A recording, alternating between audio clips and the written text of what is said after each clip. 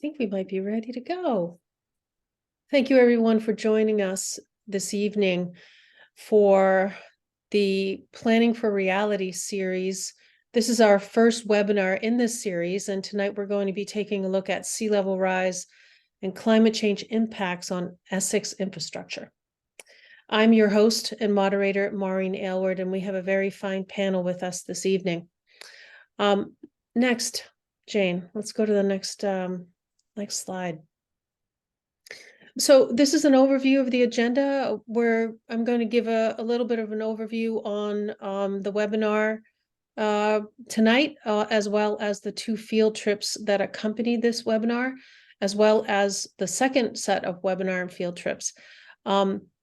We are going to hear from Jayne Knott, Dr. Jayne Knott first, and then from Charles Waldheim and Sarah Page from the Harvard Graduate School of Design's Office for Urbanization. Then we're going to hear from Police Chief Paul Francis, who's going to talk about public safety issues. We're going to have a Q&A session, and then we're just going to wrap it up with some announcements and some other information, and we'll call it an evening. Next. So tonight, again, we're talking about sea level rise and road infrastructure. And together with the material that's going to be covered this evening, it will look at two particular areas of concern, Apple Street and the Causeway. So the first field trip will be at Apple Street this Friday at 9 a.m. Please park along Southern Avenue if you can. There's not really any parking on Apple Street, so join us. It will be guided by Brendan Zabricki, the town administrator of Essex. For the Causeway, we're going to do that next week on Friday, October 6th, again, 9 to 10 a.m. And we're going to meet and I'm not sure how to pronounce this park, but Pagilia's Park. It's right at the intersection of 133 and like 22. We're going to meet at the Essex Town Hall, and then we're going to walk over to this particular park and take a look at the Causeway. You should dress warm based on the weather. Also, if you want to, you can wear waterproof boots, but that's optional for these two field trips. And next, Jane. So the second webinar is going to be Losing the High Marsh, Ecological Restoration and Sea Level Rise Impacts on the Salt Marsh. We have a fabulous panel, and David Burdick is going to be joining us from UNH. So please don't miss that. That's Wednesday, October 25th. And then the field trip is that Friday, the 29th, where we'll be walking on the marsh, meeting at the end of John Wise Avenue. And Peter Phippen is going to be leading that. So let's get started with this webinar. And I want to introduce our panel. In order of their presentations, first it's going to be Jayne Knott. Then we're going to hear from Charles Waldheim and Sarah Page from the Harvard Graduate School of Design. And then Essex Police Chief Paul Francis is going to talk about safety issues. So Dr. Jayne Knott is the founder and president of Hydro Predictions, an environmental consulting firm specializing in groundwater hydrology, groundwater remediation, and climate change adaptation. She has authored several scientific journal articles on climate change adaptation for coastal road infrastructure and on the impacts of climate change on water resources. She is on Town Green's Board of Directors and the Charles River Watersheds Board of Advisors. She holds a PhD in Civil and Environmental Engineering from the University of New Hampshire and a master's in Civil and Environmental Engineering from MIT. Welcome, Jane. Thank you. Charles Waldheim is the John E. Irving Professor at the Harvard Graduate School of Design and the Director for the Office of Urbanization.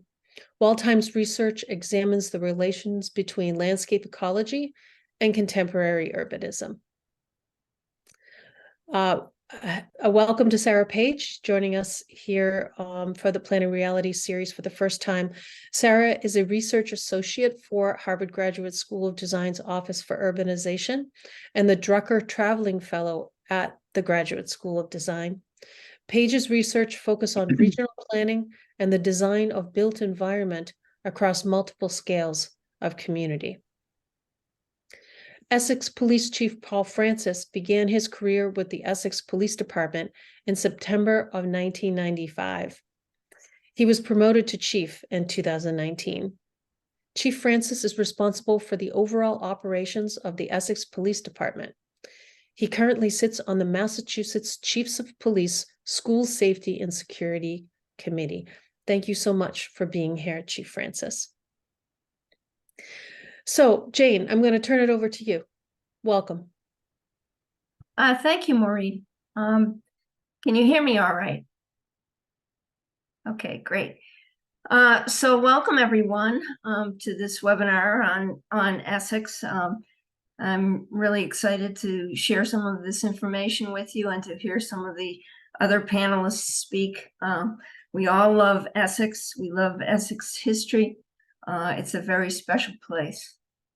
So I'm going to talk a little bit about sea level rise and the implications for the coastal road infrastructure in Essex. So a little bit of background, sea levels will likely rise about 1 foot by the year 2030, 2 feet by mid-century, and 3 feet by the year 2070 in Essex. This is based on research that's been done up at UNH and also in the city of Boston. But the estimates that we're using in this presentation are really from the New Hampshire coastal study because it's closer to Essex. Essex is on the northern side of Cape Ann, and its sea levels are more related to coastal New Hampshire than Boston. So there are 3 concerns really about sea level rise that I'm going to talk about. One is tidal surface water flooding from sea level rise, which occurs twice a day. So that would be just a high tide. And with sea level rise, the high tide, all of the high tide and low tide get higher with sea level rise. But the high tide is generally the one that we're concerned about because that's the highest level of water. Also, as sea level rises, coastal groundwater also rises. So that's something that many people don't know about. You really don't see groundwater, but it's there. It's underneath our roads and it's beneath our infrastructure. It also can, when it rises and comes into contact with contaminated soils, it can mobilize contaminants and so on. So it's really important for us to consider rising groundwater along with sea level rise. And then the other thing is storm surge, which is a rising of the water level due to a storm, which is caused by water being pushed against the coast from strong winds and wave actions of storms and low atmospheric pressure.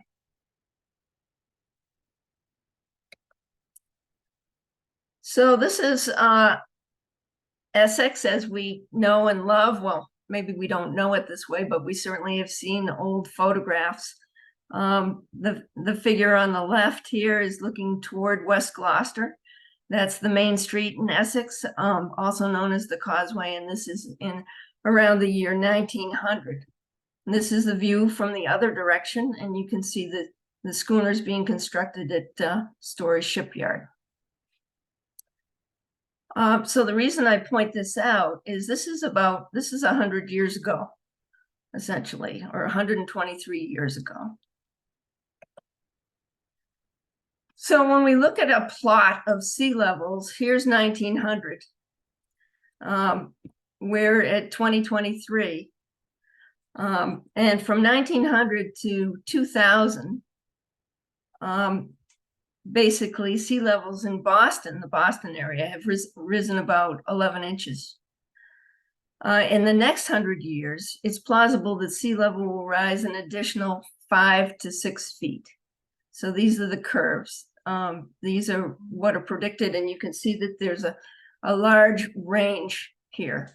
So there's a certain amount of uncertainty in how much the sea level will rise, but all of the predictions show that it will rise and that it will rise faster than it's been rising in the past.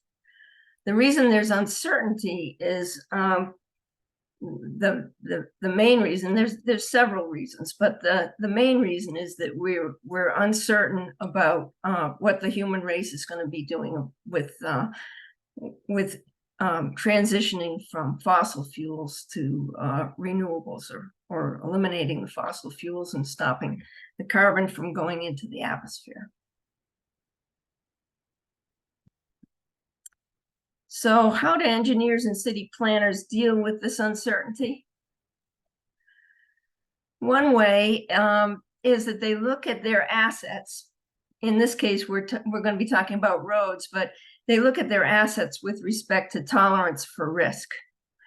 So, for example, a ball field or a local park has a high tolerance for risk. That would be in this curve here. So these are the sea level rise numbers that you would plan for things like a ball field or a park, or a local park, well, something that has really high tolerance for risk. Because if the park floods or the ball field floods, it's a nuisance, but no one will die. It's not a public health risk. So if you move into this category here, this is low tolerance for risk. And then the highest is a very, very low tolerance for risk. So the low tolerance for risk category would apply to coastal roads. They have low tolerance for risk, especially evacuation routes and regional connectors, because they're important for commerce and public safety and things like that. Assets with very low tolerance for risk are things like hospitals, water treatment facilities, public safety buildings like the fire and police station. So what will sea level rise look like in Essex over the next 100 to 200 years? This is a view of the Causeway here. And this is at mean high water. So this is the high tide. This is the average of the highest of high tides that we experience every day. So you can see that the salt marsh is a little bit flooded. You can see the canal, the Essex River has water in it, but the roads aren't covered. And basically this is what we're used to seeing at high tide. So when you take that level of mean high water or high tide, the highest high tide, and you add 1 foot of sea level rise to it, which is what we expect to happen by the year 2030, or about 7 years from now, it looks like this. So the marsh has more water on it. This is assuming that the marsh is not changing. Obviously, that when you get more sea level, higher sea levels, the marsh will change. We hope that marshes will keep up with rising sea levels. As sea levels start to accelerate, the marshes won't be able to keep up without help. But anyway, for the purposes of this presentation, we're just trying to give you an idea of what it might look like. So this is with 1 foot of sea level rise, or it doesn't have to be sea level rise. It could be 1 foot of storm surge. Basically, what this is showing you is what does it look like with 1 foot of water on top of the high tide. So with 2 feet of sea level rise or storm surge, you're starting to see a little bit of flooding here. This is Farnham's over here. This is another crossing. This is Evans Creek. Obviously, this is the Essex River. This is where the new bridge was put in. Woodman's is over here, the ball field over here, and this is the village restaurant. This area here is where boats are kept, and I believe there's a restaurant out there. So anyway, this is with 2 feet of sea level rise, and with 2 feet of sea level rise, that's expected to occur, it's likely to occur in the mid-century around 2050, or 27 years from now. This is 3 feet of sea level rise or 3 feet of storm surge, and you can see that the Causeway is is flooding more.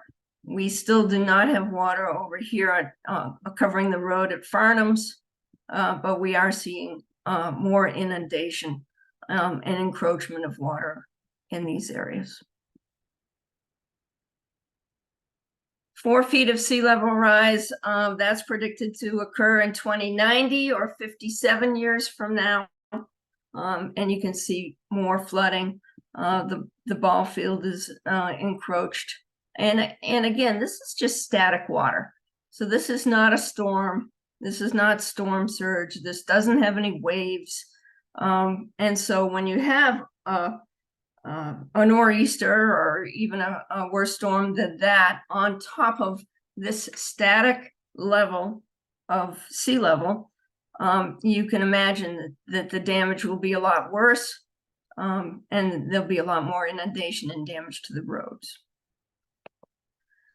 So 5 feet of sea level rise or storm surge. Now this is a little interesting because we had a storm in 2018 which they called Winter Storm Grayson. It was in January. I don't know if you remember it, January 4th.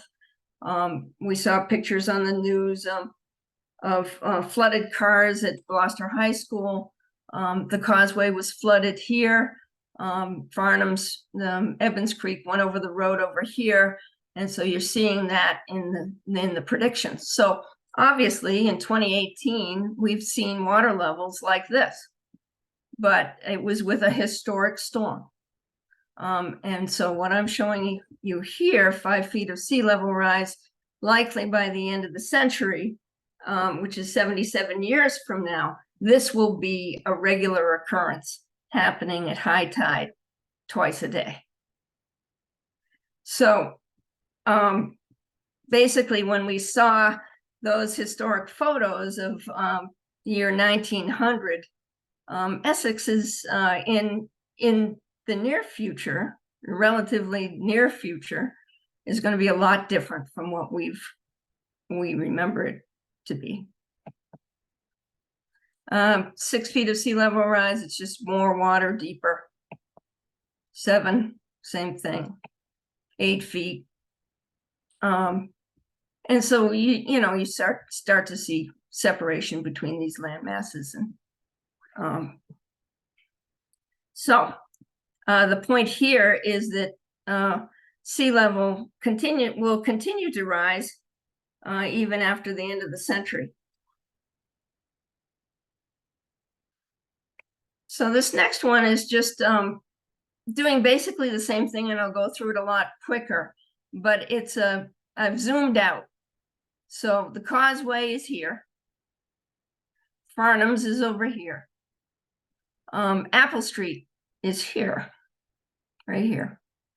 So this is all wetland inland from the Causeway. This is mean high water like we just saw. And this is 1 foot of sea level rise. So you can see that that the water starts to move a little further inland in the wetlands. It gets deeper still. It's moving a little further inland here. And so this area here, I know that the Essex townspeople and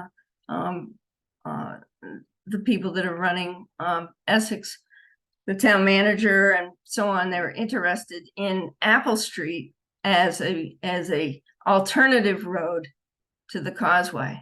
And it's really great that people are thinking ahead like this, because once the Causeway is taken out, you need an alternate route to get around for the people that live over here to be able to get over to the people who live over here. And I believe that the fire department and the police department are over in this side. So anyway, it's Apple Street is another route that goes across this wetland area, essentially. 4 feet. Again, you're seeing the Causeway being flooded. You're seeing the Farnham's area here being flooded. And over in this section of Apple Street, you're starting to see some encroachment there. 6 feet, a little more, 7 and 8 feet. So back to the January 4th storm in 2018. This was Winter Storm Grayson. So it was a little bit of a preview of the future. With sea level rise, smaller, more frequent storms will have the same effects as the larger storms in the past, because the baseline that it's starting from, which is sea level rise, will be higher. And then larger storms, you know, the 100-year storm, so on, in combination with sea level rise will result in much more substantial damage. So here are some photos. So this is Route 133 near Woodman's during that storm. Same thing over here. These photos were by Sean Murdoch. The next one is, this is at Farnham's. So the water was flowing over the road, Evans Creek, and you can see how deep it was. So what are the consequences of sea level rise and more frequent flooding? Well, from a roads perspective, when you get flooding of roads fairly frequently, or when you have groundwater rising up into the underlying layers of roads, it weakens the pavements. Also, we're seeing rising temperatures, and the rising temperatures will weaken the asphalt. So, and what we're seeing with rising temperatures is we're seeing our winters are getting different. And we're getting more freeze and thaw cycles, which is really bad for pavements. I'm sure you've all noticed that there's more potholes. And then when you weaken your roads and you weaken your underlying layers and you weaken the pavement system, the washouts from surface water flooding happen more easily. So this is showing you, this is just a little diagram showing you what happens to a road as groundwater rises with sea level rise. This is a cross section of a road. So this is the asphalt on the top, and underneath the asphalt you can have a base layer of crushed stone and some gravel as a sub base, and then this is the natural soils beneath that. Different roads are built differently depending on what kind of load that they're going to carry. But you can see when engineers design roads, they typically don't want groundwater in the underlying layers because they know that it will weaken the underlying layers. So the rising groundwater is something that they have not planned for because that's never happened in the past, essentially. So this is just showing you that groundwater will rise with sea level rise into the base layer of these roads. And what happens, you also get rising temperatures, and what happens is you get fatigue cracking of your pavements, and you get rutting as the base layers get weaker, and with the truck traffic. One thing that we're doing up at University of New Hampshire is we're working on coming up with a program to help DPWs determine when is it safe to drive over a pavement system that's been flooded.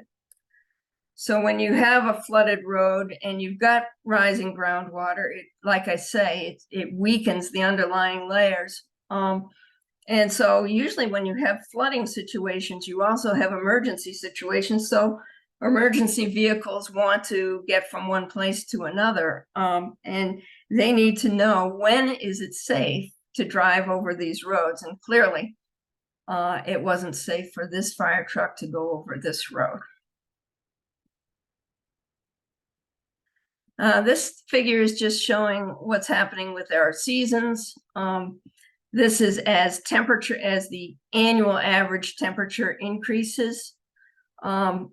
And this is the season length in days. So as the average annual temperature increases with global warming, our winter season is getting shorter. Our summer season is getting longer, and defined by temperature, so on. So what we're getting when we don't have the deep freeze in wintertime for a long period of time, is you're getting these freeze thaw cycles where it gets really cold and then it's 45 degrees and then it gets really cold and then it's 40 degrees, and that's really bad for pavements, and it causes potholes.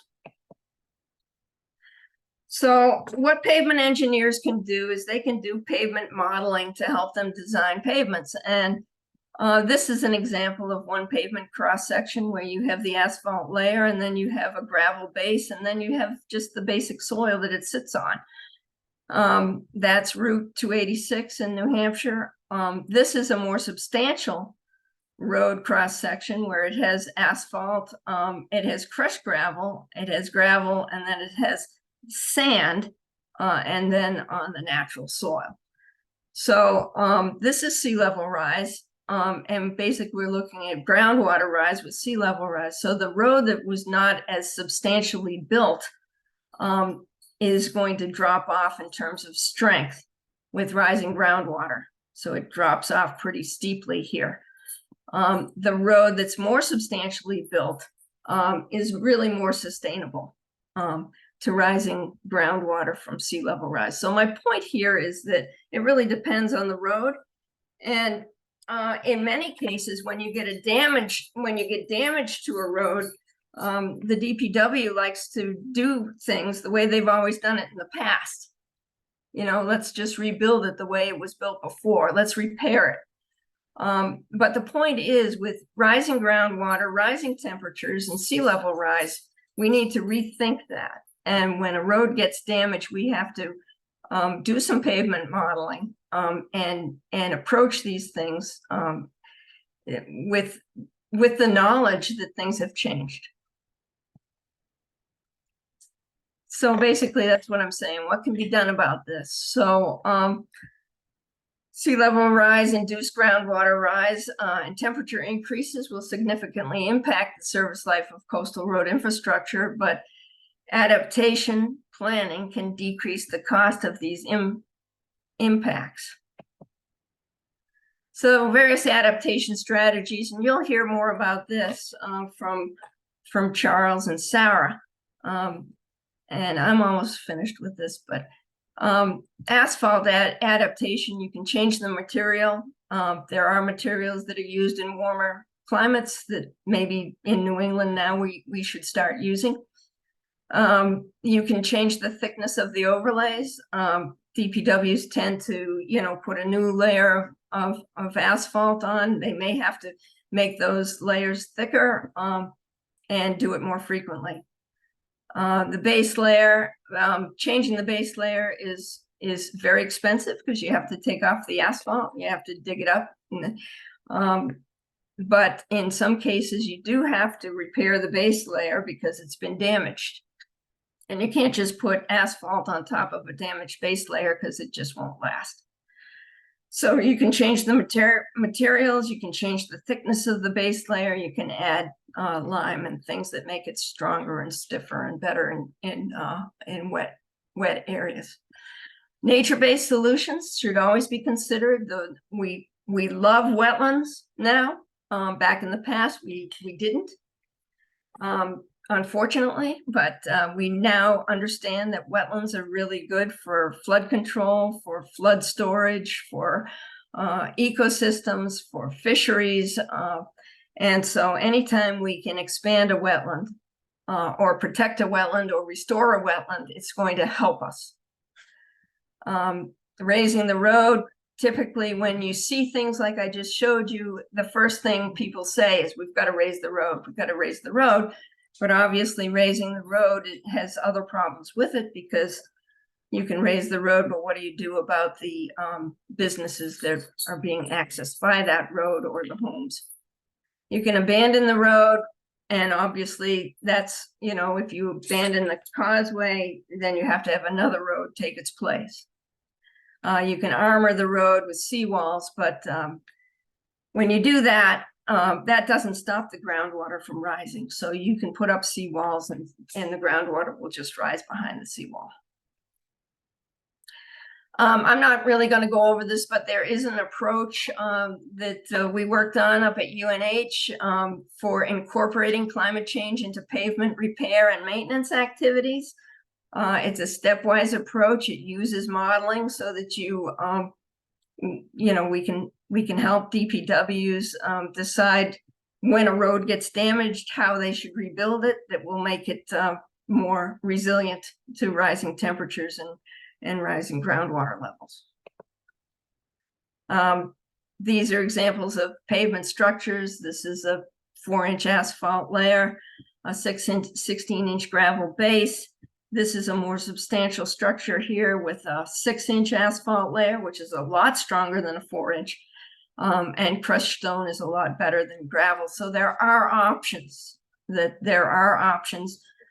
in building your road where you can make your road more resilient to this kind of thing. You can also come up with adaptation pathways where you decide to just put overlays on your road for a while. And then let's say in 2040 or something, the road gets damaged because of a storm. Then you have to change the base layer. So anyway, you can have these pathways. You can compare the pathways, the cost of each pathway. In this case, pathway 1, which is delaying reconstructing the road, is the least expensive, as long as you make sure you do your asphalt overlays frequently enough and do the right thickness. This is just showing it too. So pathway 1, it shows you the asphalt thickness that you should put on your road in these different years, 2020, 2030, 2040, and with different adaptation pathways, it tells you when you should redo the base layer. So in New Hampshire, our study, we determined that a stepwise and a flexible adaptation framework was really the best, taking a stepwise approach and being flexible so that you can change your adaptation pathway with changing conditions. The asphalt overlays of prescribed thickness and implementation timing was the least costly adaptation pathway. And pavement management without considering climate change was absolutely the most costly option. It was clear that just by doing what you've done in the past ends up costing much more than planning. At this case study site, the climate change scenarios affected the adaptation cost, but the adaptation pathway choice was dictated by the rehabilitation efficiencies and the implementation timing. So the point here is just planning saves money.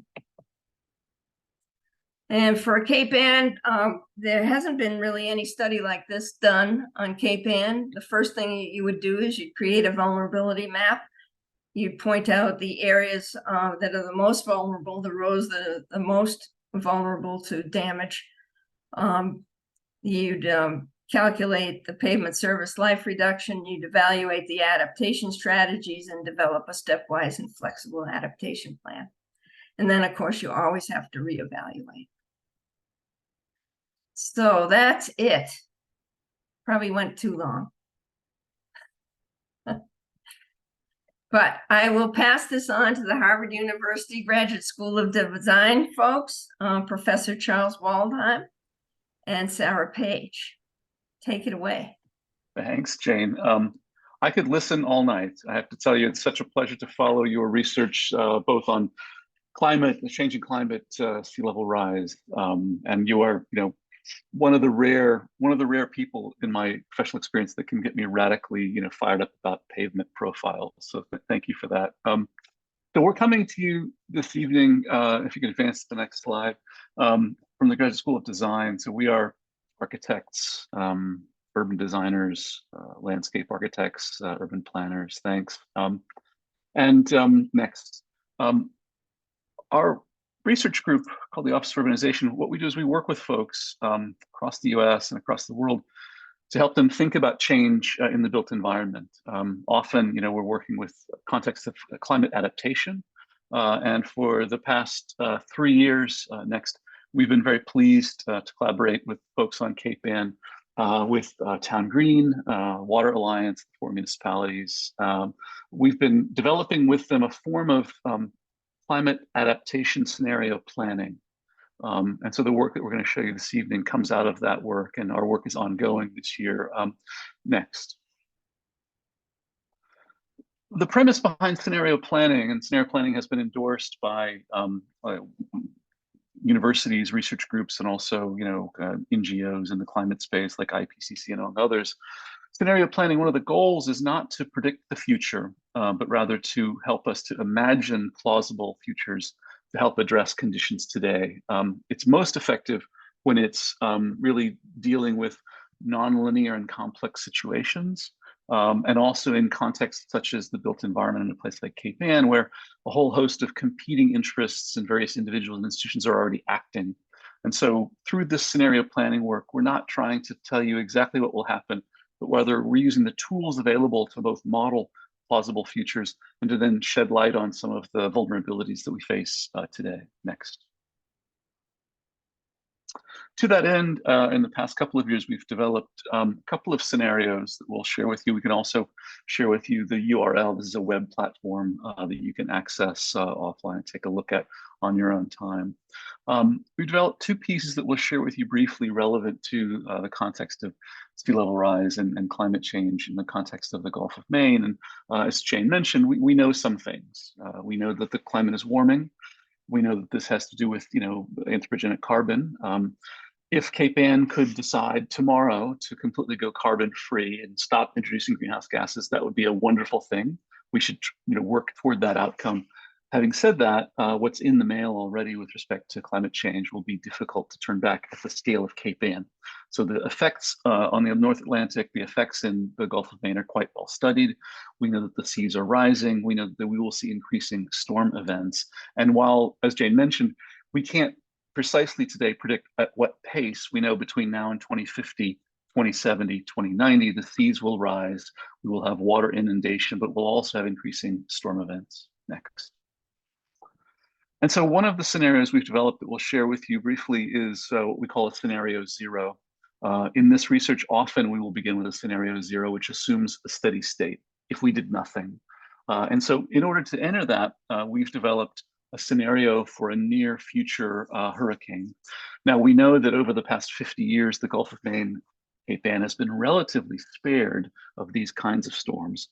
But as we saw 2 weeks ago with Hurricane Lee, these are increasing both in frequency and intensity. And so we've looked at the history of hurricanes in New England and modeled our own 2038 after the Great New England Storm of 1938. We don't wish any ill on Essex or Cape Ann. Let me be clear. I hope you don't have this kind of storm.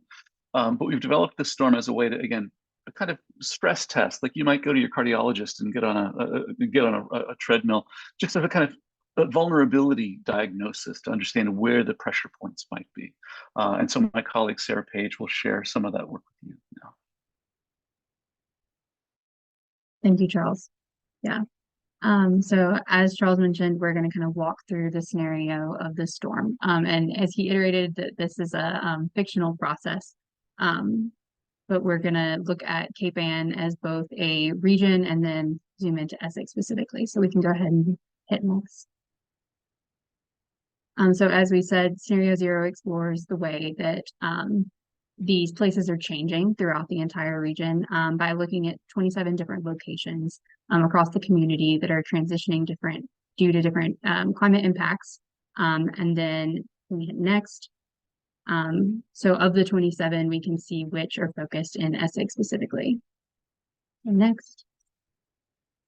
And so one thing that is really important to kind of start off with is that these vulnerabilities in these areas that were historically wetlands that have been infilled are prevalent. And so that's, as Jayne mentioned in her presentation. But in Essex, this is especially relevant as the downtown and many of the main thoroughfares are developed on this filled land. Next. And that we anticipate these to continue flooding in the future, as we just saw. So Next. But as we can see here, Essex downtown isn't the only place that was developed on formal wetland areas. But in the present, it's important to acknowledge them and their relationship to the marsh system as a whole. Next. And that their role in the event of a storm. So when we're seeing the existing condition, the ongoing changes that are affected by Cape Anne's history of hurricanes and nor'easters, and simulating the storm, it was important to say again that this isn't a prediction, but it's based on historical precedent. So this sense of risk and danger from the ocean is nothing new here. There have been many historic hurricanes that have hit the Cape, and so those were very informative as we began to work on a scenario to think about one in the future. So next. So we called special attention to the specific historic track, which was the Great New England storm of 1938, which tracked west and brought 50-foot waves to the harbor. It eroded the coastline and destroyed over 3,000 fishing vessels. So in Essex, this track had massive impacts. Next. And so in acknowledging these historic tracks, they were definitely informing the potential for a future track. Next.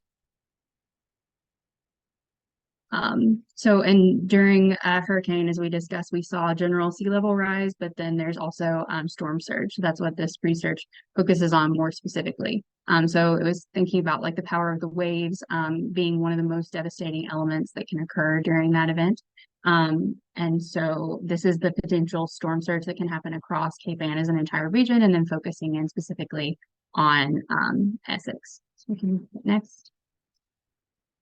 And then just thinking about how Cape Anne is particularly vulnerable to a westward tracking hurricane and how that affects the entire coastline, and thinking about this storm specifically.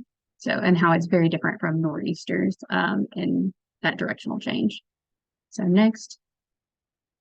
So getting into the simulation of the hurricane specifically, and looking at scenario 0, the storm projects a middle of the road Category 3 hurricane that would strike in 2038. So around the 100-year anniversary of the 1938 storm, as Charles mentioned. And so we're projecting this event taking place after an exceptionally rainy summer, and the storm would intensify across the Atlantic Ocean, turning into a Category 3 hurricane as it strikes skirts the Bahamas. Next. So projecting, and then if we hit next, we'll see if in video, yeah. By 3 a.m. on September 2nd, the Thursday before Labor Day weekend, scientists and residents have braced for the storm. Tourists have flocked to the Cape and are taking shelter as well. Meteorologists have raised the alarm that the storm will make landfill during an astronomical high tide. Next. And then next. One more next. Okay. Thank you. As the storm reaches Cape Anne, we can see that various sites across the region are affected.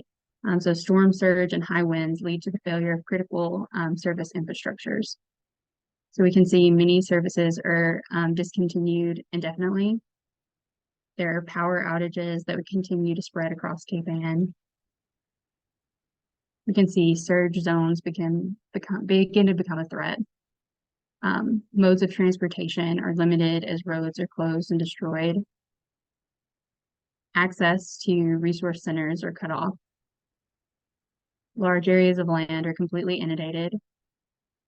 And the flooding of wastewater infrastructure causes large-scale pollution. Shelter-in-place orders are put into effect as Cape Anne becomes more isolated and residents are stranded.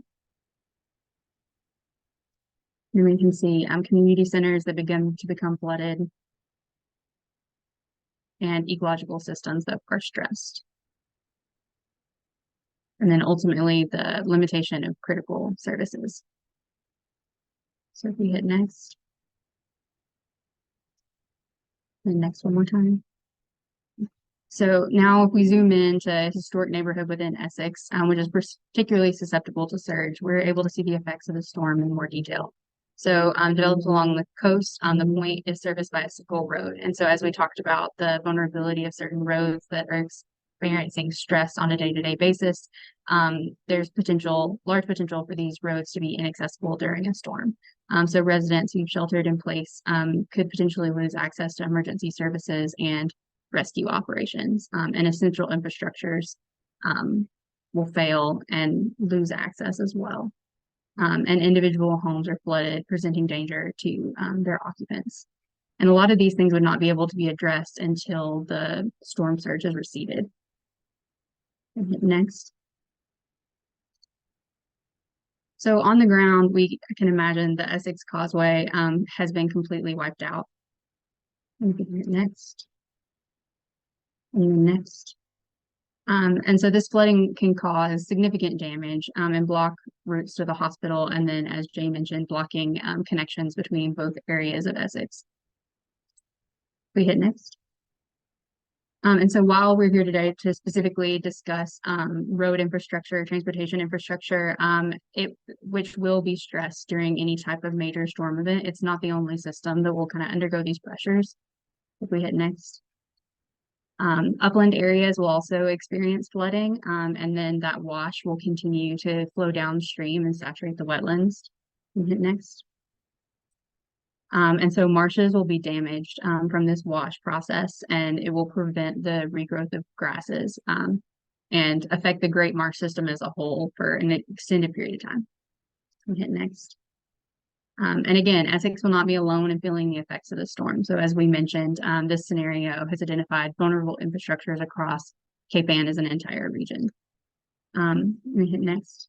So this projection of the potential for scenario 0 of if no action is taken was really informative to the overall process. And the Great Storm scenario, as Charles mentioned, is hosted on a website.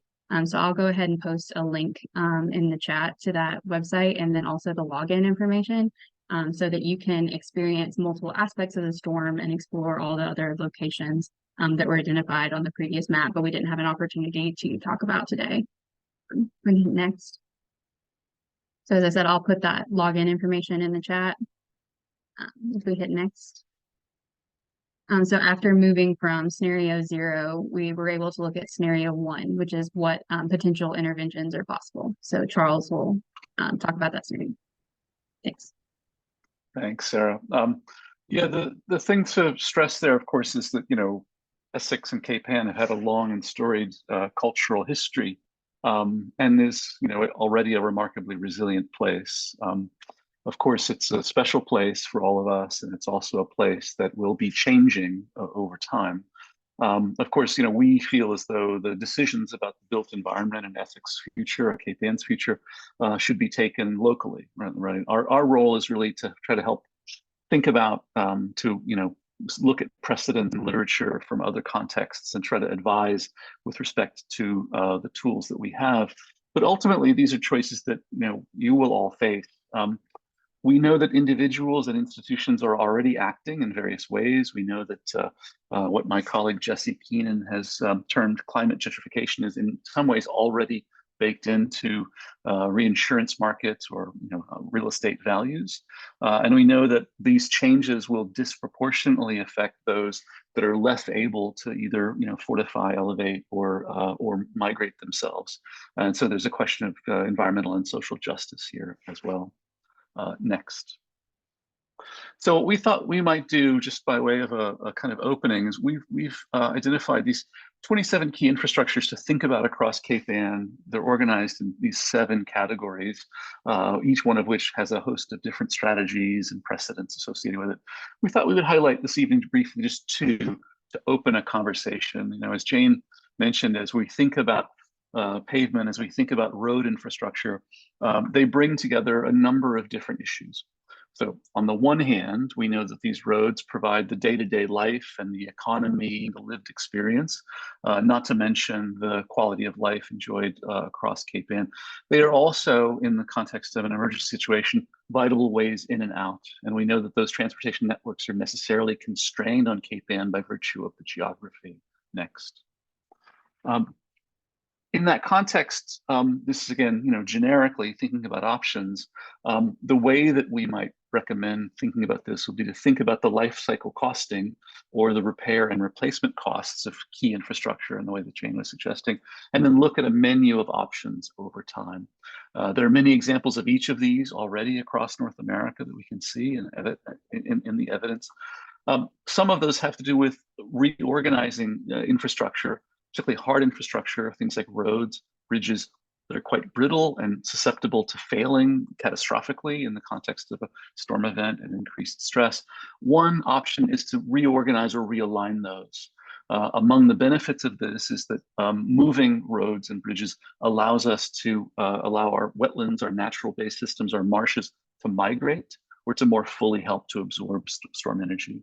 Of course, you may also consider simply elevating these things over time.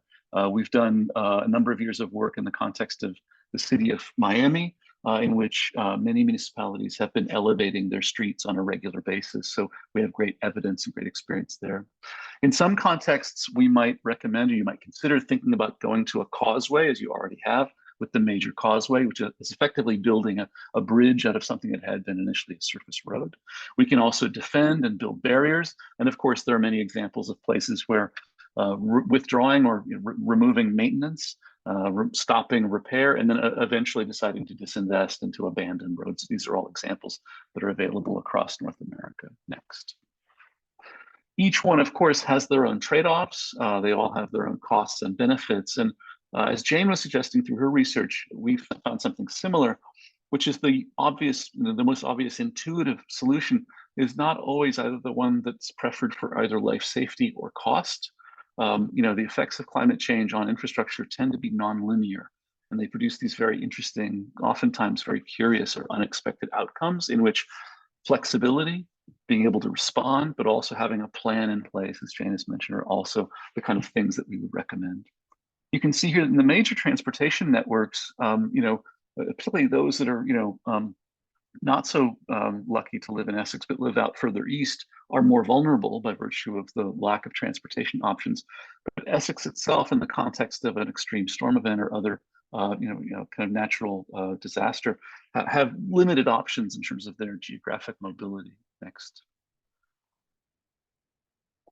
For example, if we apply the kind of modeling of storm event, both sea level rise between now and 2050, 2070, 2090, as well as storm event on top of that at a high tide or a king tide, this can produce quite enormous inundations of water. And while a single storm event may not render any piece of infrastructure obsolete, over time, what it will tend to do in the research that we've done is it will tend to put more and more pressure on decisions to rebuild or maintain. And over time, individuals, institutions, businesses will all begin to bear that differently. And individual owners, individual institutions, individual residents are going to begin to make their own choices. And as that happens, the public sector is in a particular role where they have to decide connective or collective resources, right? It's fair enough if one person wants to migrate or one person wants to elevate, one person wants to move an institution or their own residential structure. We have examples of that, and we've seen examples of that around North America. What's more challenging is to think about the elevation of the public realm. So in the city of Miami Beach, over the past several years, as they've been elevating their streets by 24 inches in what they call a three-step plan, 3 8-inch risers, they've faced a set of publics, institutions, businesses, organizations that were then obliged to respond to that difference in elevation. So coordinating that is among the challenges. There are many cities in the US that have a long history of this. Of course, Chicago or Seattle elevated themselves by an entire floor. So the physics is not trivial, but it's certainly soluble. But in the context of Essex, with the history of wetlands, with its already kind of committed to causeway and bridge connections, there are a number of challenges going forward. Next. As you've seen in the study that we've done our best projections on loss of life, injury, loss of economy, and the vulnerability of the key infrastructures. And we've been able to use the skill sets of faculty and researchers in the design school to begin to model and to visualize that. You can see here, for example, at the causeway, the context in which every time a storm comes through, you can't replace all of your hard infrastructure. And at the same time, this does place a priority on making some strategic choices in a planning process. Of course, that raises the question, who is engaged in that planning process? Is this something which is engaged in, town hall meetings? Is this something that's engaged in a large public outreach? Is it something that's led by the public sector? Is it something that's led by foundations and other groups? So we've seen examples of all of those that can be successful. Leadership comes in different forms. And what's really most important in terms of our recommendations is that we're able to provide examples from elsewhere and to be able to model the kinds of changes that we see to be likely in the coming decades. Next. In that regard, elevation and the relationship between the new mean high water and ongoing sea level rise and increased storm events produces a condition where the public realm might want to be elevated. In a context like Essex, which is fairly well distributed along a few roads or causeways, this will put pressure, as I said, on both continuity of services, continuity of access, but also on collective decision making in a context, obviously, where resources, as always, are going to be limited. We find in our research that climate stressors will tend to put greater stress on public funds. And at the same moment, the question of whether the Cape Ann coalition of the 4 municipalities or whether the county or the state house can intervene, or is this something that the federal government can help with? These are all things that we consider and we look at in our research, and we see examples of how to find funding and models for how to price and estimate timelines. Having said that, unknown that there will be finite resources, the very extremely crenellated and complex coastline of Cape Ann, among the things that makes it so special, makes it particularly vulnerable and very difficult to defend in a singular way. So elevation might be something that you might want to consider. Next. In that regard, if we begin to study in greater detail projections for sea level rise and storm events, as I said, 2050, 2070, 2090, while we're not able with any degree of precision to precisely predict the rate at which things are changing, we know that that change will put increasing stress on the relationship between individual businesses or individual residences and the umbilical of their roadway connections. Having said that, of course, if Essex and Cape Ann decide that maintaining the present condition is advisable, of course, one can throw resources into that, but that will necessarily mean other places where it will be more challenging to do so. So it will very much be a kind of trade-off in the context of limited resources. And in these kinds of visualizations, what we're beginning to imagine is less of a managed process. All due respect, if Essex and Cape Ann decide to manage themselves, that's wonderful. There are many great examples of that. But in our experience in the region in New England and certainly on Cape Ann, it's not a place where the built environment has a history of being managed, certainly not in a top-down way. I'll leave that to you all to decide with your good wisdom and experience.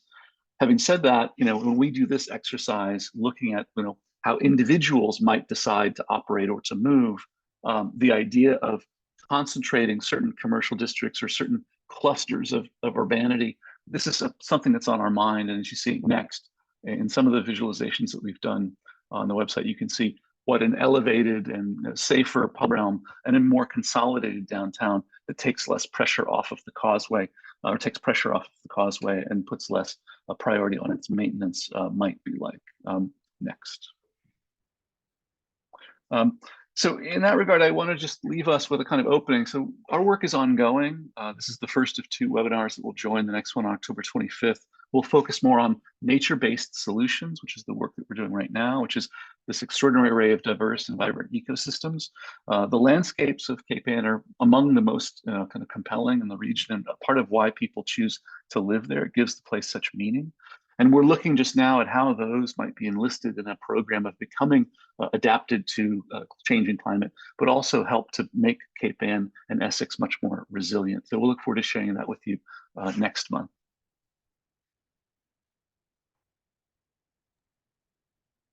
Thanks so much, Charles. Chief Francis, I'm going to pass it over to you to talk about some public safety issues. Thanks for joining us.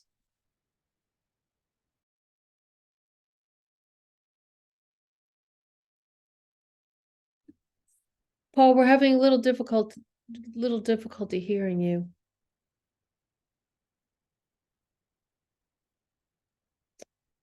We're still having some difficulty hearing you.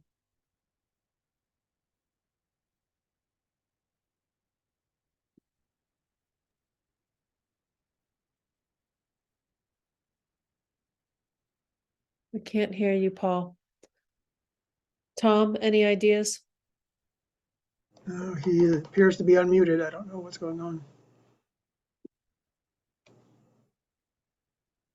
Paul, do you want to, would it be helpful to just take a break and have Paul sign out and sign back in again, maybe? You could do the Q&A now. I want to be able to have his info here. Paul, do you mind signing out and signing back in?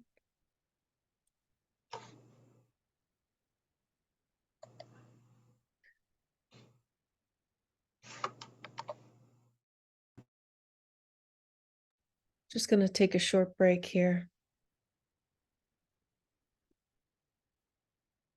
Also, if you have questions, you can also put them in the chat. While we're waiting for Paul to sign back in. During the Q&A, you can utilize the reactions to raise your hand. That's usually the best way for me to see it when we come back all together after the presentations are over. If you want to ask a question, so please use the raised hand function in the reactions area. And you can also put a question in the chat for any one of our presenters this evening. People can start their videos if they like, so we can see a hand raised.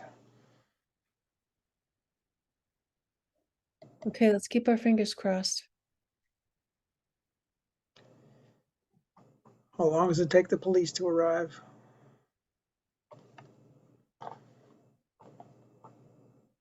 Bingo. Is he back? Okay, he's connecting to audio. And muted. I have to make him unmute. Hey, There we Paul, go. can you hear us? Crap. We're still having a problem with your volume.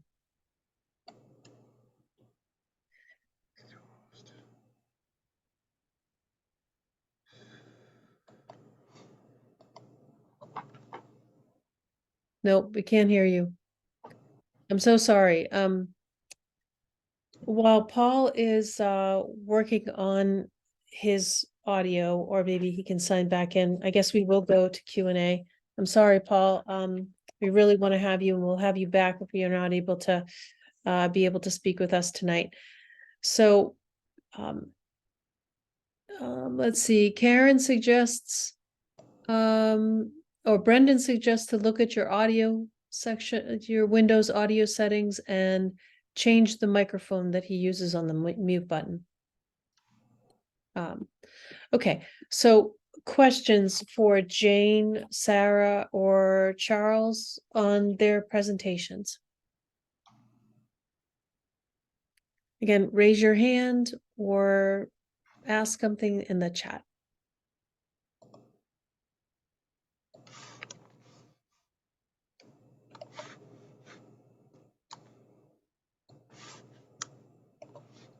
Anyone have a comment or a question?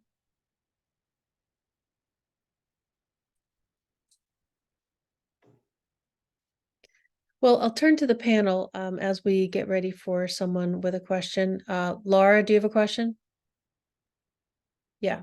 Tom, can you unmute, or can they unmute themselves? Everyone can unmute, I think. Great. Laura Kozachek, what is your question? Now they can.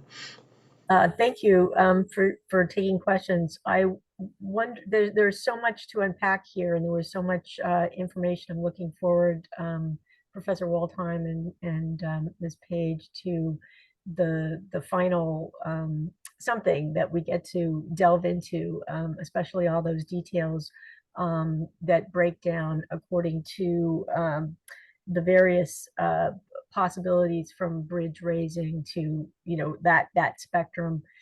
It went by kind of fast. So, but I'm very curious to know if you're planning to tell us anything about scenarios for raising infrastructure, as well as the community setting, where that might be located, I know it's hypothetical, it's a future-based idea. It's kind of recreation of what will be needed for a vibrant community that has all of its same important features that it experiences today. Is that something that you're going to be able to do coming up in your next presentation? I'm just very curious about it. Charles, this is for you. Sure. Yeah. Thanks for the question. The the way that we approach this and the way that we have you think about it is that the places that were originally wet, the places that were originally wetland that have been filled, will typically be wetter and lower. That's one surrogate. And when we add on top of that the modeling of sea level rise and the modeling of storm event, those patterns that you saw in Jayne's presentation, you see in our presentation, can predict with a fair degree of certainty, where things are going to get wet. So if you visit the website and take a look at that, we've got pretty good data on that. Again, the timeline, are we talking, 20 years or 40 or 60? That's a question. And it relates not just to the viability of the infrastructure, but it's also a kind of cost benefit analysis. So in that context, the places that get our attention immediately are the places that have already been shored up. So the causeway itself would be number one. Apple Street in the present conversation about its vulnerability as a secondary route in or out would be two. And then third, Canomo Point and its connection to your residential neighborhood. Those would be the three for us that we've identified. Now, that's not to say, that we necessarily, are in a position to make that choice for you, but to identify those are the places of vulnerability because they're already places where there's pressure in the system. And if we assume, we think it's true that that pressure is going to increase over time, those will be the places where the decision to rebuild or maintain, as Jayne was mentioning, will be a choice. That's certainly a choice that you have available to you, but it will come at increasing cost. And so the maintenance of the status quo becomes something that you have to decide about. What we've seen in other US cities in that kind of a pressure situation is that individuals will begin making their own choices, right? So at some point, living with water over a period of time is fine. People do it all the time. And then at some tipping point, at some price point, at some insurance point, at some nuisance flooding point, it becomes no longer desirable. And in our experience, that will happen with individual decision making. So it's going to be one collective choice, but individuals will make their own choices.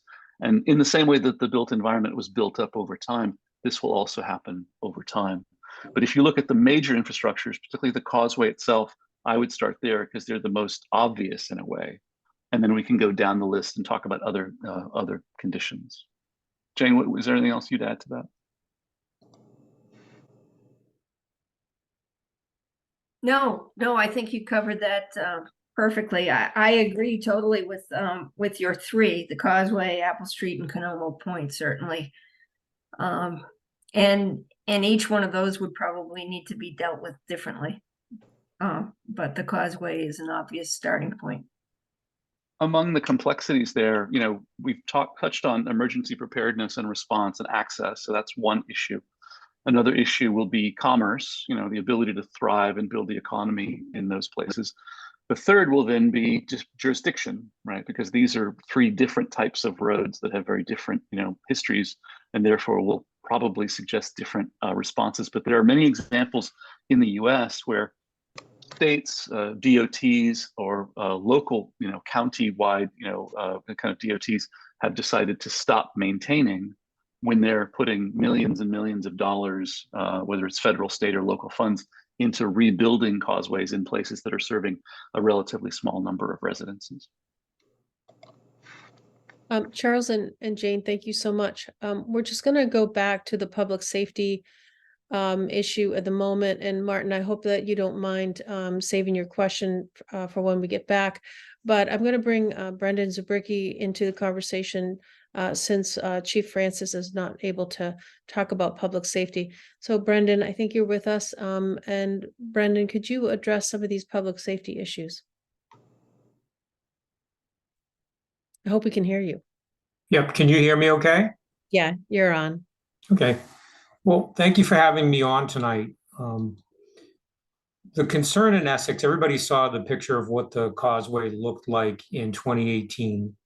Now, I'm not saying that's the everyday occurrence. It certainly isn't.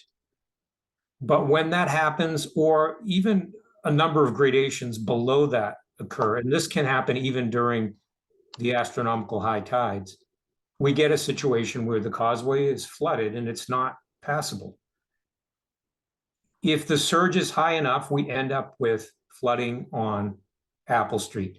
That 2018 storm, I would say the 5-foot scenario that was shown earlier in the presentation tonight was about accurate for that, because the flooding on the causeway, you saw the picture of that, and we had about 2 feet of water on Apple Street as well.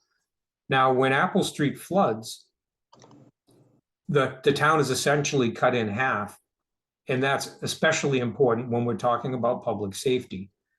Most people know that our fire and police station, our public safety facility, happens to be on the Ipswich side, if you will, of the bridge over the Essex River, which means there's a significant portion of the town that cannot benefit from emergency response, whether that's going to be police. And remember, the police are always first on scene when it comes to even a medical, EMS, or fire. They can't benefit from it, because while our vehicles could probably try to drive through the flood, first of all, in fact, you saw a photo of it right here in this presentation. First of all, we don't even know whether crossing that flood is safe for the vehicle and the people that are inside the vehicle. And then even if the people are okay, if the vehicle is out of commission in a town with only a few emergency vehicles, now you have a big piece of equipment that is not available somewhere else. If you could get through the flood and you made it okay and the vehicle didn't stall out, now you've drenched the vehicle with salt water, which is something we're trying to avoid. So in Essex, we feel that it's very, very important, in order to serve the public safety needs of roughly half the community during one of these events, to have the road elevated. Elevation was talked about as one of the strategies that could be employed. In the case of Apple Street, the way that we would have to go about it we'd have to seek significant federal and state funding, because we really don't have the ability to come up with about $5 million, which is what it would cost. And given the fact that it's so expensive, so long as you make the road high enough and you make the length of the elevation long enough, which in this case is about 800 feet, you can qualify for significant federal funding. There is something called a benefit cost analysis that must be run every time you're looking at, as a prerequisite to applying for federal funding.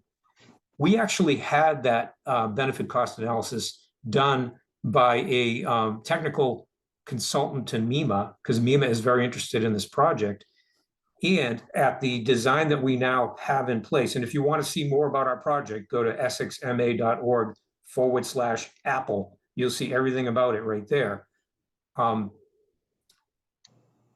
The design will actually meet the BCA, which means we can actually apply. And it's really all based on public safety and the potential loss of life, and all of that was factored into it.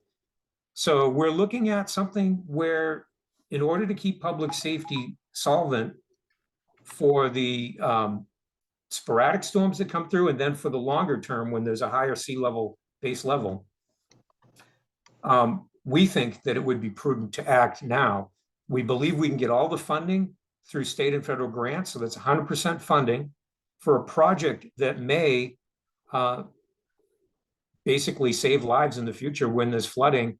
Because remember, sometimes a lot of people say, well, why don't you just rely on surrounding communities that might be on the other side of the flood? And the answer is, during a storm or a catastrophe, they're probably going to be busy with their own situations. And us taking the proactive step of making sure that at least our forces can get through seems to be the prudent step. We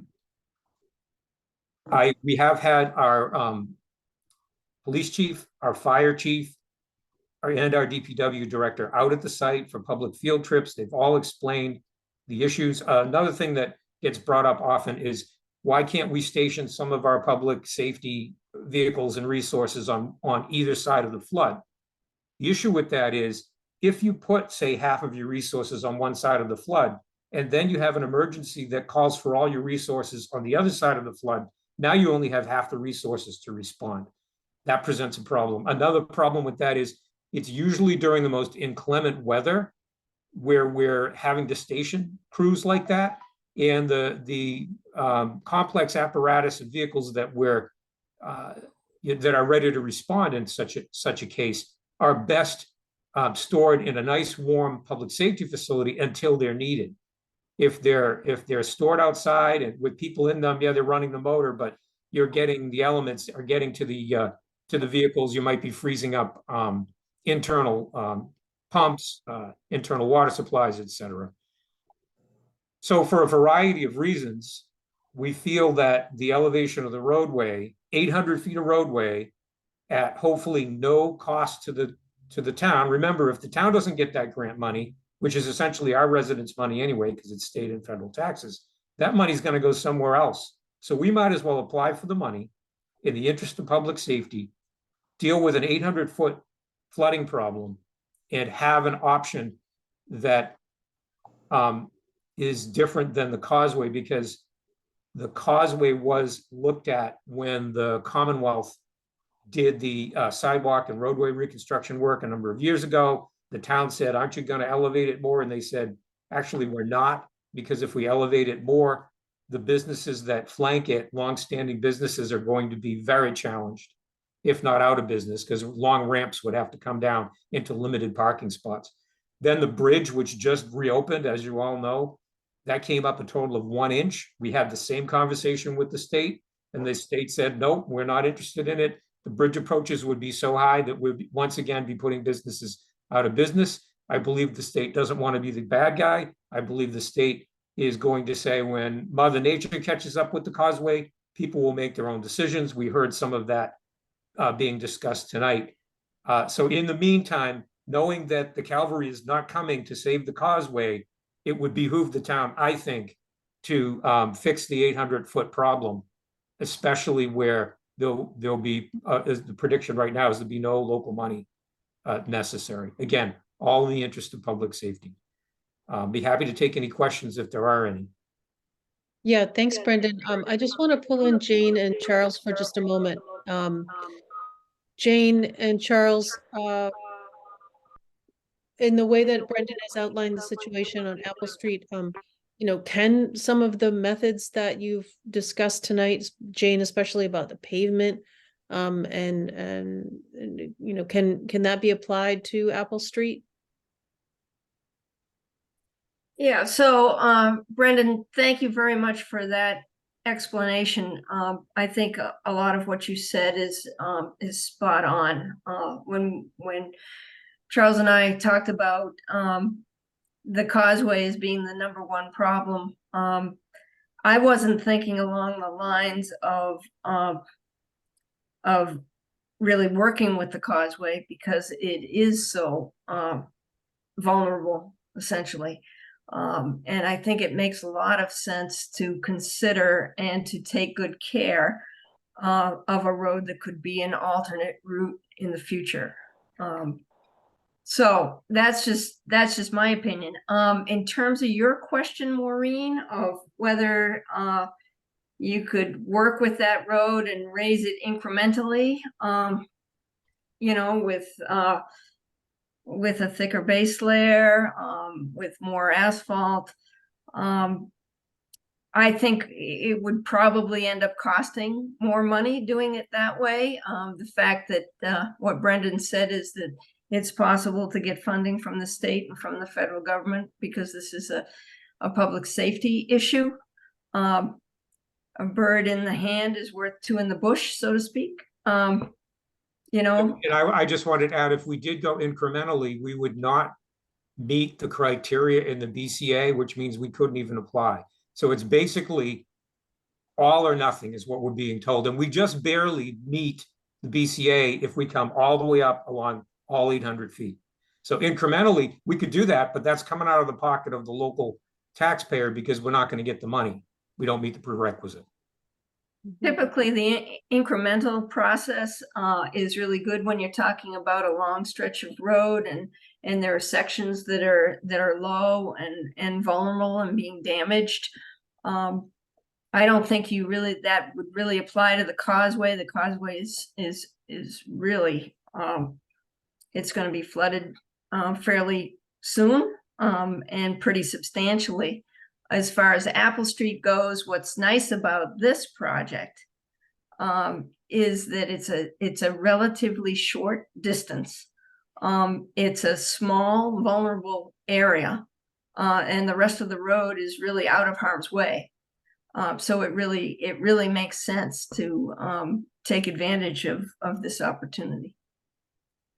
In my opinion. Charles, you might have a different. Well, I guess, I guess what I could contribute here would be, on the one hand, these questions are always challenging in the built environment. They always involve trade-offs, and I won't speak to the merits or the demerits of this particular proposal. But what I will say is that most often in built environments like this, everything is already spoken for, and there's a default to maintaining the status quo. Of course, that makes sense. And certainly in the places that I've worked in North America, there's an immediate, often trade-off or perceived trade-off between historic character, scale, quality of the historic architecture, the landscape, and its resilience, let's say. So for me, it most often comes down to how it's done. Knowing that change is likely to occur and advocating that you might plan for it. I would generally, think that, folks on this call, folks in Essex would be in a good position to be able to make this decision amongst yourselves. I certainly don't need my advice. What I will say is how it's done matters. And there are ways of doing it, and then there are ways of doing it better. And I believe that through design, there are ways of reconciling historic character, landscape, and ecological performance with climate resilience.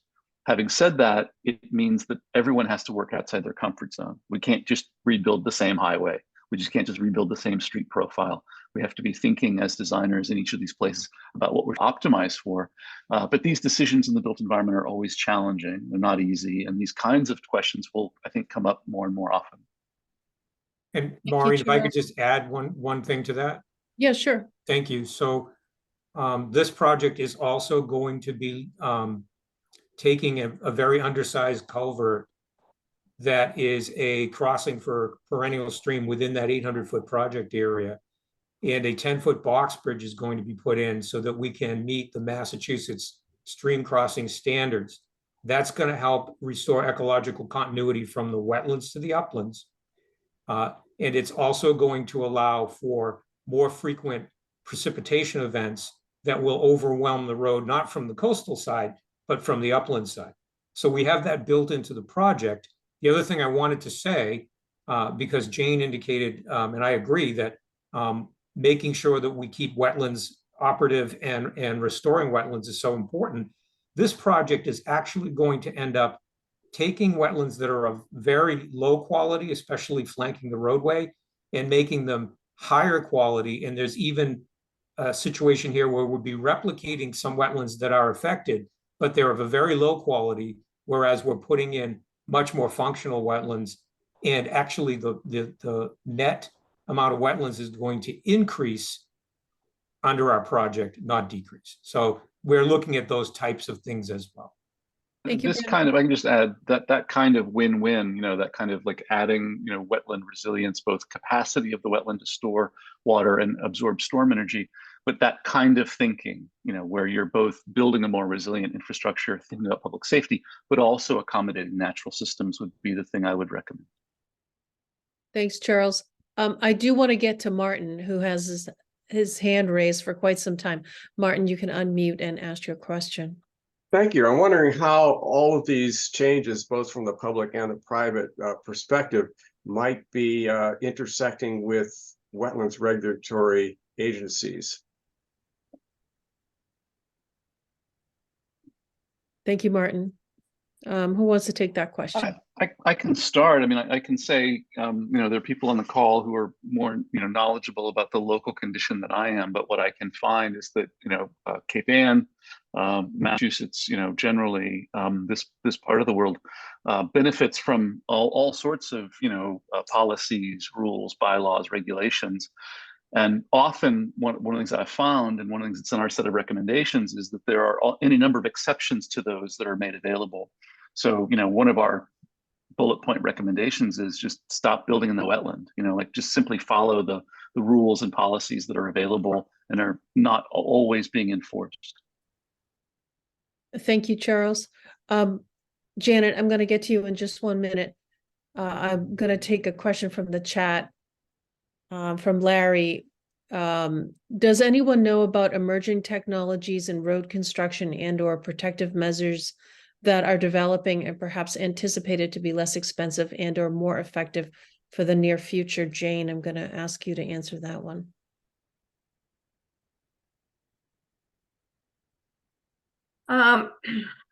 Well, there is a lot of work being done on new materials and additives to put into the base layers, essentially to make them more resilient in wetter conditions.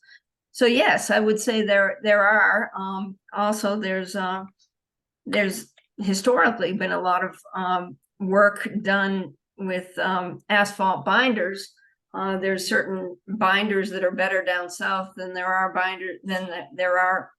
are up north in the colder environment. And so as our environment becomes warmer, it makes sense to use the binders that are used, in the Carolinas, essentially, as opposed to what are used in Maine. So yeah, there's work going on with resiliency in road construction and design all the time. Great. Thank you, Jayne. Janet, I'm going to go to you. You can unmute Janet Carlson. Thanks, Maureen. I want to say thank you to the panelists. And I have a question, but first, I want to mention that according to the Massachusetts coastal flood risk models, Apple Street has a less than 1% chance of annual flooding through 2050. And according to those same models, the chance increases after 2050 to less than 2%, which is minuscule compared to the 25% for the Causeway and elsewhere in Essex. And I wanted to also mention that the Apple Street proposed project is very controversial and it has been stalled. I just want to make sure that the experts here know that the project is stalled for two reasons. One, that the town residents voted down eminent domain at town meeting. And so without the easements, the project can't move forward. And the environmental permitting application process was mishandled. So that's another reason that it's stalled. And the representative from Coastal Zone Management requested that the town present the least environmentally invasive alternative, because the one that was chosen at an exceedingly high elevation that is not necessary in that environment. The setting doesn't require the elevation. What required it was in order to qualify for a FEMA grant at that high percentage, 75 to 90% of the cost, the engineer was instructed by the town to design too high for the circumstances. So this focus on Apple Street seems so backwards to me and to many of us residents who really want to focus on smaller solutions for Apple Street, such as repairing the culvert and putting a 30-foot bridge across the low point of Apple Street, and focusing instead on the bigger picture, of course, the Causeway. And it's a bogus argument, I believe, to say that the businesses would be left low down. The businesses can be raised up with the help of federal monies and the town. And if the businesses are not helped to stay in Essex, we lose business tax revenue. So now, Janet, I just, thank you for your comment. I just want to see, do you have a question for the yes, panel? and that you just, I just arrived at my question. So listening to the experts, I'm really curious to know if we can look at the entire area and consider a seawall, which might sound expensive, more expensive. But if you look at all the individual projects, or including moving businesses off the Causeway, why not a seawall like we've seen in Venice, Italy, between the two beaches, Crane and Wingershik, and the seawall would protect every bit of Essex, and it would protect the possibility of driving north on 95 North to New Hampshire. And if we don't fix the Causeway, people can't get to Gloucester. So, so an idea of a seawall, around the Causeway? I think that's what I think that's what you were asking, Janet. Jayne and Charles, you know, given your presentations, and I know that you had mentioned a seawall there, could you address Janet's question, please? Sure. Yeah. Yeah. I mean, we've looked at both in the context of Cape Ann and in other contexts in U.S. cities, both what's been proposed, what's been realized, and also these other international examples. We did a study a couple of years ago where we looked at Gloucester Inner Harbor or Outer Harbor, and what we found was really diminishing returns at a point as you try to control or protect more and more of the coastline. Right. So in the context of Essex, of course, we could run the numbers and look at that. But what we found is that the cost per structure that was defended came at enormous environmental cost and also enormous aesthetic cost. I have some sense, just in the few years I've been working on Cape Ann, at the very precise and sensitive relationship people have, and they've expressed already in this conversation, to the built environment. Small changes, 800 feet of road become very important. Well argued, well thought through questions for civil society to sort out. I'm glad to see this, civic conversation ongoing, and I'll leave it to you to decide. But what I've seen is that, seawalls are really a part of the 20th century. They were really a kind of very brittle system. They're very expensive. They come at great environmental cost. Of course, it's physics, it's possible. But when we studied it, even in the context of the densest areas of Cape Ann, the trade-offs become millions of dollars per structure defended. And given the exposure and crenellation of the coastline, we deemed it as really quite unfeasible and maybe not desirable from a variety of environmental and aesthetic points of view. Thank you, Charles. Jayne, anything to add?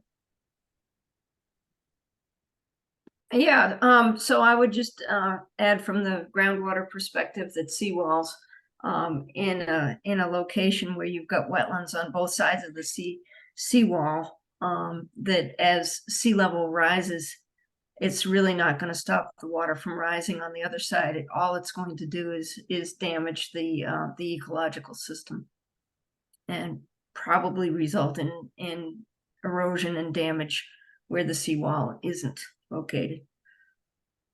And Maureen, from the town's perspective with respect to the Apple Street project, and this has been talked about in this meeting, Apple Street is high and dry at Southern Avenue, and then 800 feet later, it goes up on a steep incline and is high and dry again.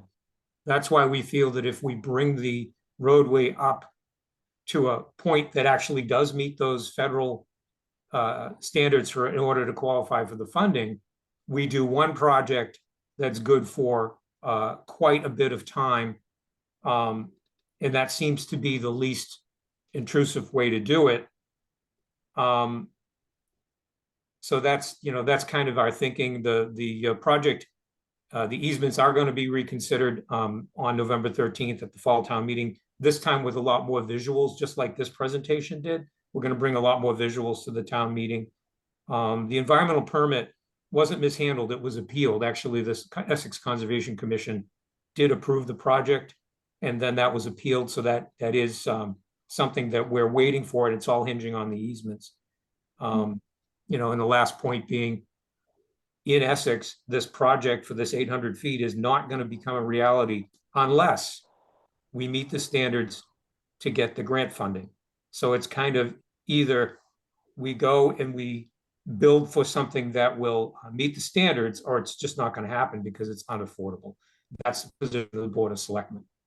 Thank you, Brendan. I have a question from Simone Early. And it addresses, design of the infrastructure. Does the design of the infrastructure preclude conscientious design? Apple Street's a scenic road. There's a proposal to widen it and remove several trees, remove natural habitats. And will the next presentation take design solution suggestions into account? I can just talk about the next presentation is going to focus on ecological issues around the marsh. So we wouldn't be addressing Apple Street. We're addressing that in this particular one. So I don't know, this is a very particular question about the actual design of the project. Brendan, could you give a quick response to that? Yes, we have brought in the town planner as landscape architect. We did bring her in on the initial plans. We do realize, and we said from the beginning, that there are going to be some trees that have to be sacrificed. I think it's worth saying that virtually all the trees in the area are young growth trees. There are some larger trees that are going to have to be taken down if this project moves forward. But we've come up with a very comprehensive replanting plan, not only in the upland, but the wetland buffer and in the wetland itself, where we are reconstructing wetlands. We're actually trying to go and put something that's of a higher quality in its place. Again, a lot of the areas that flank the roadway are these rocky slopes that toward the bottom qualify as being wetlands, but they are not of the quality that will provide those environmental and flood storage benefits that were discussed earlier in the meeting. And we feel that we are balancing the need for public safety with design and in replanting and being responsible in that fashion. Thank you, Brendan. I know that Chief Francis had his hand up. I hope that we can hear you. Can you hear me now? Yes. Okay.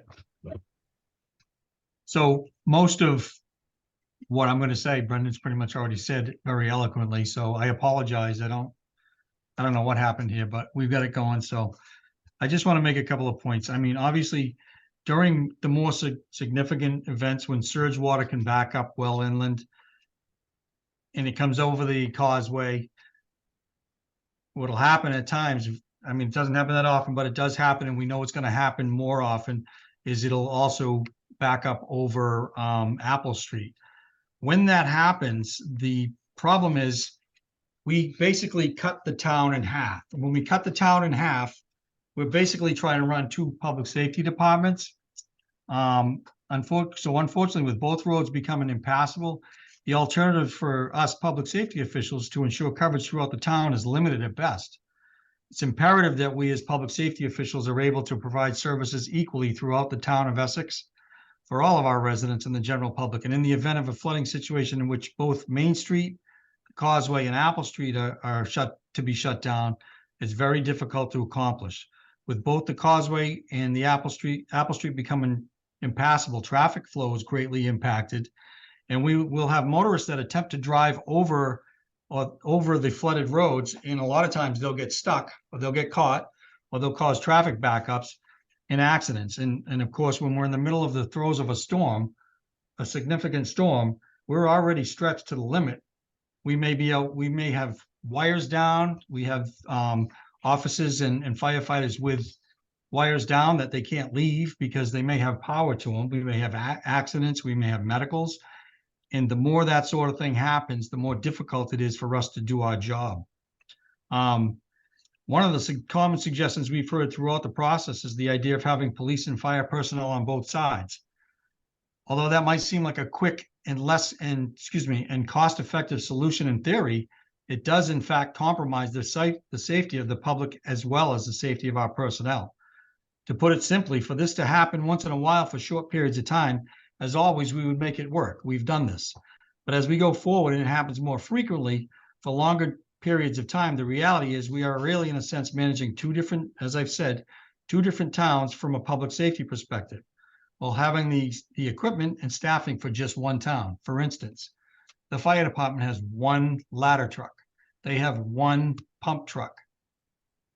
How do we decide which side we put the ladder truck on, which side we put the pump truck on? If we have something on the other side of town, then they're gonna have to go all the way around through surrounding cities and towns.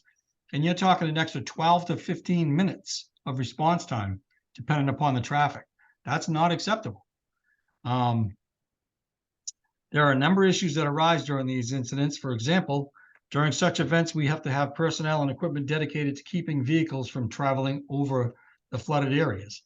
Deploying road signs that say that say the road's closed, the roads are passable, it doesn't work because people do try to go over these roads. So that's a problem. So we have to have personnel there.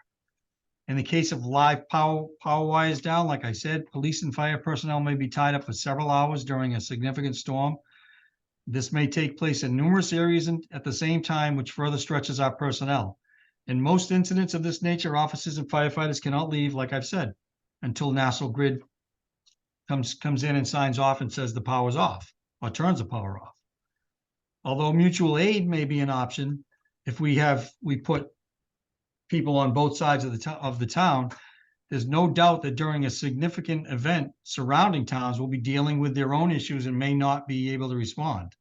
Even if a mutual aid response is available, officers from other jurisdictions and firefighters from other jurisdictions will most likely be unfamiliar with the location, which would add more time to the response time. It'll delay it more. In the event that we make an arrest, which you still have people do things during these storms, if we make an arrest on the east side of town, the officers will have to go through surrounding towns to get to the public safety building where we process arrestees. Situations like this add to the custodial time of the arrestee, which we do not want. And the longer a detainee is in the back of a cruiser, the more significant the chances of that arrestee becoming violent, especially in the case of an already cooperative individual.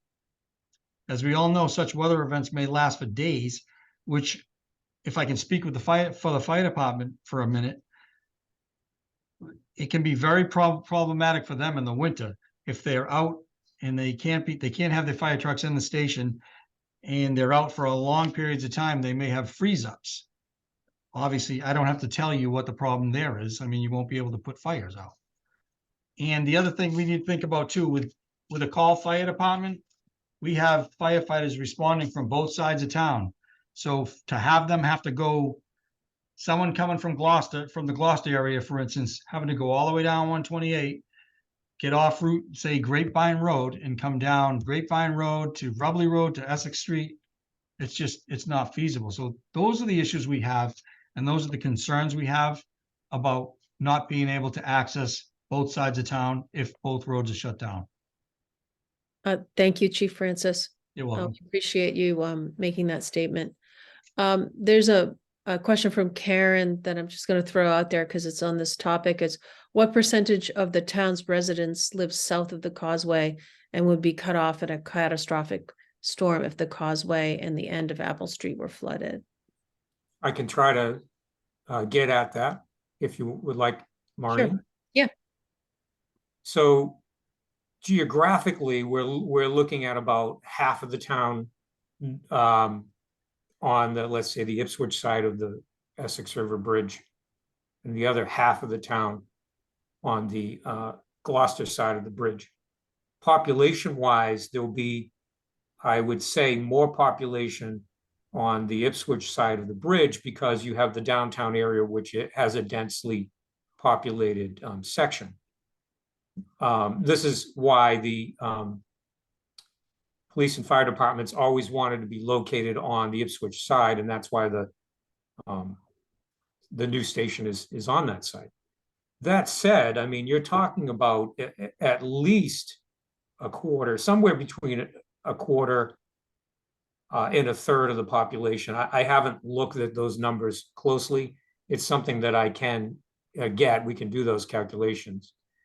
But it is a significant amount of the population that lives on the side that would be not reachable if vehicles and resources were responding from the Ipswich side and couldn't get through and had to go all the way around.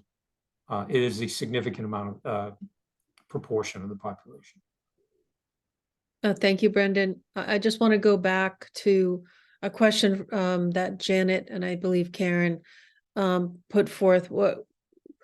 And this is for Jayne and Charles, the idea of a retractable gate.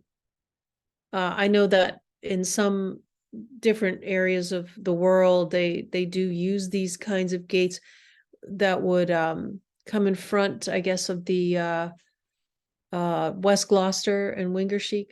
And I'm just asking it because it's different than a seawall, like a hardened seawall. Charles, have you seen anything like that work in a situation? I mean, this is very specific to Essex, but you look at adaptation from around the world all the time. Sure. Yeah, no, I think it's a great question. And I would say, again, every situation is unique, but in our observation, those systems tend to be very capital intensive, right? These are billion-dollar projects and more, and they tend to be best suited for places that have a density of population and a density of resources. That's not to say that not every resident nor every dollar on Cape Ann isn't valuable. What it means is that that's a level of concentrated investment that is very difficult to replicate across the coastline. So if you think about the distribution of vulnerability across Cape Ann, across Massachusetts, New England, Eastern Seaboard, as every community is effectively competing for resources to be able to defend themselves, not every place will be able to have an inflatable, retractable wall system. Second point would be, if those investments are made for a relatively small number of residents, what it means is 2 rivers over, those people aren't being protected. And third, they come at enormous environmental consequence, because even if it's a retractable, even if it's a floatable, even if it's a balloons hung from the ceiling, these things all require foundations, right, which will come at enormous environmental cost. As Jayne has said and knows more than I do about, we find that water moves in curious ways, right? And so in the context where these larger, heavier systems are built, whether they're retractable, inflatable, or movable, think of the Thames Gate or think about Venice, in those contexts, the billions and billions of dollars and the enormous environmental cost, they don't seem to be in keeping with the context of Cape Ann as I understand it. Of course, Cape Ann will decide its future, but at the same time, there are just enormous fiscal challenges, there are enormous kind of environmental justice challenges, and there are enormous environmental challenges associated with those projects. Thank you, Charles. Yeah, so I would just jump in here and say that something like that was considered for Boston Harbor. They considered putting up gates in between the islands at the entrance of Boston Harbor. They did a big study looking at it, and they thought it was going to be promising, to protect the coastal area within the harbor. But it turned out that it wasn't. The study came to the conclusion that it was too much money. It wasn't cost effective enough, and it came with serious costs to the environment, just like what Charles was saying. And that's that's in an area of a city with a lot of people affected. So any kind of project like that would require some pretty deep study before. Yeah, I can build on that briefly. We did run some calculations of cost per foot or this kind of thing, and we looked at the densest settlement on Cape Ann and Gloucester Harbor, and whether it's the inner harbor or the outer harbor, in both instances, it was something at the order of magnitude of $1 million per structure defended. Thanks so much, Jayne and Charles. I know that there are a few more questions in the chat. Don't think we'll be able to get to all of them, but one more from Laura Kozachek.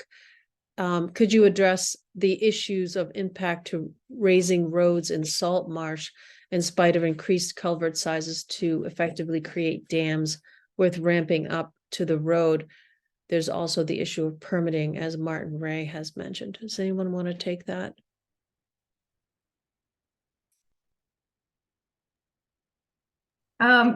I would just jump in and say that typically with rising sea levels, you want to see more flow. So you want larger culverts. You want to be able to restore any wetlands that are already struggling or you know, have been harmed by road crossings.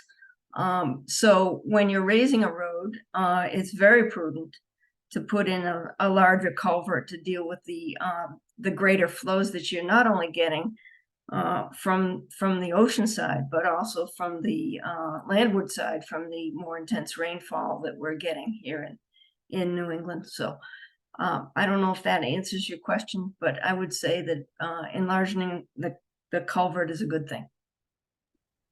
Great, thank you, Yep. Jane. What I can add just briefly to that is, you know, as I said, I'm not here with a recommendation, you know, in favor or not, but my experience has been that these changes in the built environment are always challenging. What I would recommend is, instead of thinking of this as a radical change as opposed to doing nothing, it's really a change as opposed to what's already planned to be done. That is, you're already going to be paying for maintenance. You're already going to be paying for a certain amount of change over time. For me, you know, both planning for anticipating these events, but also thinking about ecological performance and the ability for the wetlands and the marshes to be healthier, those would be the things that I would prioritize. But these are quite challenging in a place where every square foot is spoken for, people have a vested interest in, and in which historic character and value in what the place looks like matters. Having said that, I do think that these are the kinds of challenges, these kinds of questions we'll be facing increasingly.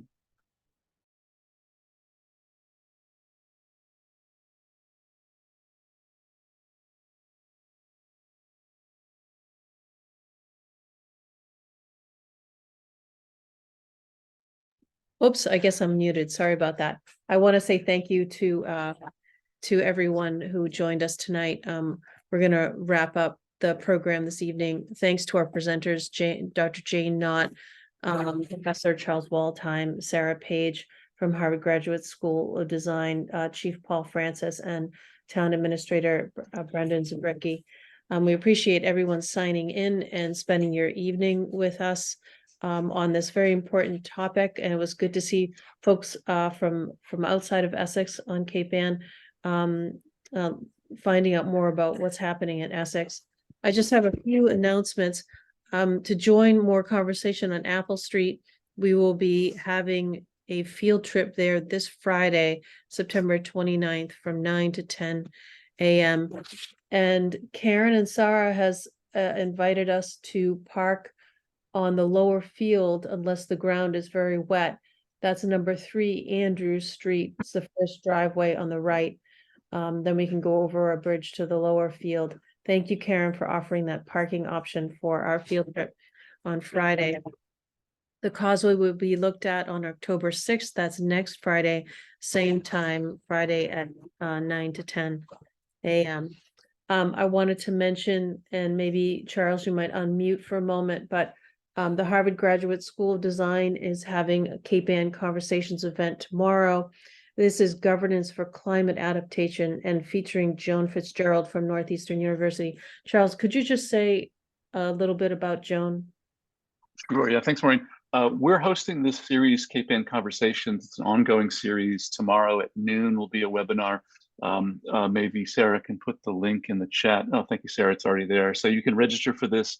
We will be recording it and then hosting it online eventually. But Joan Davidson from Northeastern is an expert in public policy, and her topic is good governance on climate change. She and a group of other leading thinkers on this joined a Boston Globe editorial a couple of months ago advocating for a statewide response to the climate crisis, and in which her question has been, what forms of governance, what kinds of both structures administratively and other topics might we be thinking about today? So please join us for that tomorrow at noon. Yeah, thanks so much. We hope that you will join it. These Cape Ann conversations have been really wonderful, incredibly informative, and it's a rare treat to hear from these experts. And our next webinar, please register for it. It's going to be Essex #2, Planning for Reality series, and we're going to be looking at losing the high marsh. We'll have a number of really great and excellent presentations for that. We will have a recording of this webinar for folks to review. It will be posted on the Town Green website in a couple of days, available on our YouTube channel. And if you sign up for our newsletter at the website, you will also see it in our upcoming newsletter, which is next week.